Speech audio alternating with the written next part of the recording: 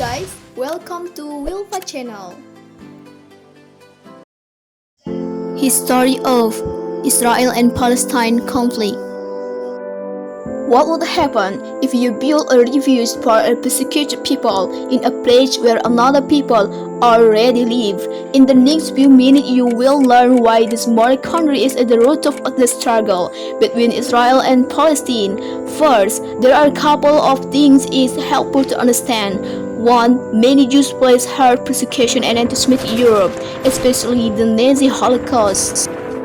Zionists encouraged massive immigration to start Palestine. At the time, a British colony where Jews had an age-old connection and where small Jewish communities had long existed among larger groups of indigenous peoples. But when the UN ordered the Jewish immigration, the majority of the land for a new state called Israel, for the indigenous Palestinians who lived there, it was their massive destruction of life. They reached the Lions partition plan and several Arab states invaded the new state of Israel. Israel force essentialized for 400 Palestinian Philistines.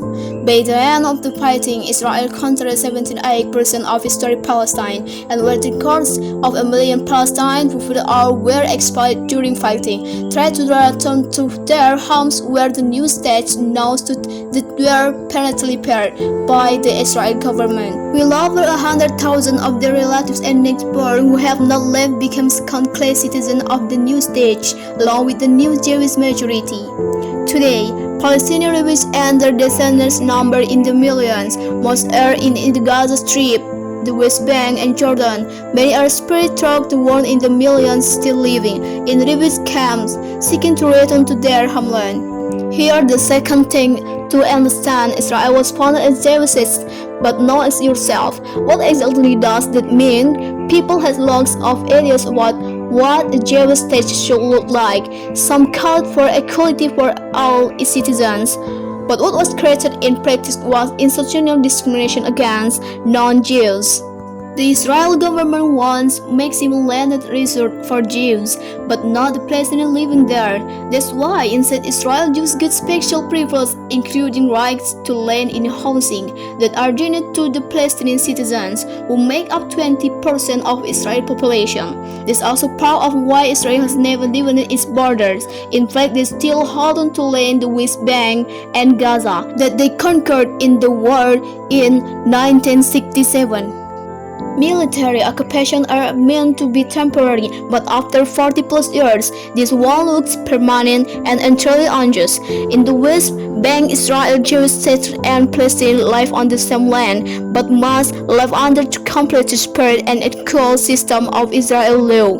The Jewish cells dominate the natural soil, including waterland, agricultural land, and they are backed by the Israel striving to maintain the occupation. Israel has demolished thousands of Palestinian homes and occupied confiscated Palestinian land, bombed a captive civilian population in Gaza, and punished arson with arrest and assassination, all to gain maximum land, while making life so difficult for Palestinians that they will let their life all be to every to resist. Palestinians have fought back, for this is the threat to its national liberation through armed struggle. Some groups still do, but the majority now super popular practice instead. A deeply harmful pattern of counter-repression and punish permanently harms Palestinians living under occupation and Israel living as occupiers. This must be broken to reach a peaceful and secure future for both peoples. Now that you understand the problem, what about the solution? What about peace talks? So far, over 2 decades of US-backed peace talks have actually made things worse.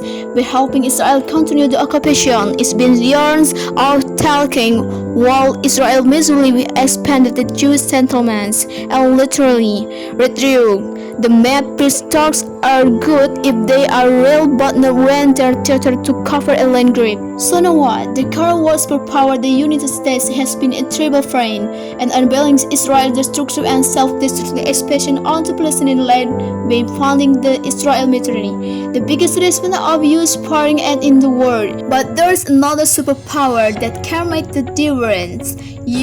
There's a movement with hundreds of thousands of people just like you across the world, including Palestine and Israel, protesting, educating, devising, and boycotting, all to bring non-violent international pressure on Israel to stop violating human rights of Palestinians.